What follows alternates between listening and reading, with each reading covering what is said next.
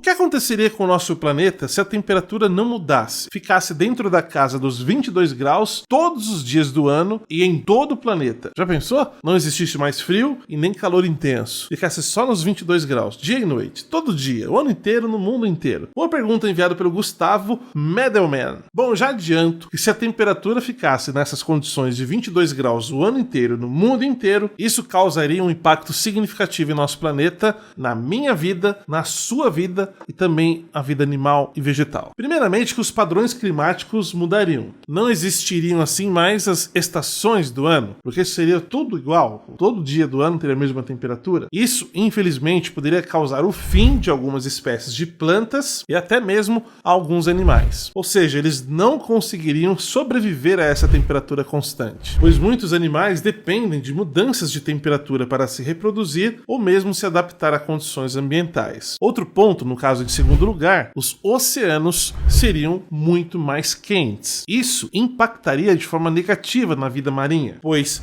muitos organismos marinhos são muito sensíveis à temperatura. Em terceiro lugar, a neve e o gelo derreteriam, deixariam de existir. Isso causaria um aumento muito grande no nível do mar, no nível dos oceanos, destruindo assim muitas cidades costeiras, muitas cidades praianas. Isso poderia causar um deslocamento de população de milhões de pessoas. Resumindo, se nós tivéssemos 22 graus, que é uma temperatura agradável o ano inteiro, em todas as partes do planeta, todos os dias, ano inteiro e todos os dias é a mesma coisa, né? Nós não reconheceríamos mais o nosso planeta. Muitas vidas deixariam de existir. Muitas plantas não existiriam mais. Muitos animais não existiriam mais. Nós também seríamos severamente comprometidos com isso. Resumindo, é uma temperatura agradável? É, mas não deve ser colocada o ano inteiro assim. Nós precisamos de mudanças climáticas. Claro que não extremas, né? Por que a numeração das casas não são sequenciais? Tem ideia? É uma boa pergunta enviada pelo Emerson Meira. Vamos entender. Claro, isso se deve a alguns fatores. O primeiro fator se deve ao crescimento urbano desordenado. Ou seja, em muitas cidades brasileiras, o crescimento urbano ocorreu de forma assim, desordenada, rápida demais, sem o planejamento adequado. Isso resultou tanto em ruas como bairros, onde a numeração das casas não segue uma ordem de sequência lógica. Com o tempo, as ruas foram expandidas, ou mesmo modificadas, o que foi alterando então a numeração de algumas formas. Outro ponto é que a numeração das casas em algumas regiões